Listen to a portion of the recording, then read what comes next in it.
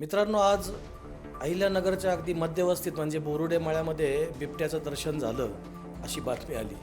खरं म्हणजे मागच्या महिन्यामध्ये सोशल मीडिया, प्रिंट मीडिया या ठिकाणी सुपरस्टार ठरलेल्या बिबट्या याने संपूर्ण मीडिया ग्रासलेला होता आणि अचानक निवडणुकीचे वारे व्हायला लागले आणि आचारसंहिता लागू झाली आणि ही आचारसंहिता पहिल्यांदा तर बिबट्यालाच लागू झाली. जणू काही कारण का तर या काळामध्ये बिबट्या कुठे गायब झाला होता हे समजलंच नाही आणि आता मात्र अगदी अहिल्यानगरच्या मध्यवस्तीत बोरुडे माळ्यामध्ये त्याचं दर्शन झालं आणि वन खात्याने त्याला जेरबंद केलं अशी बातमी आली.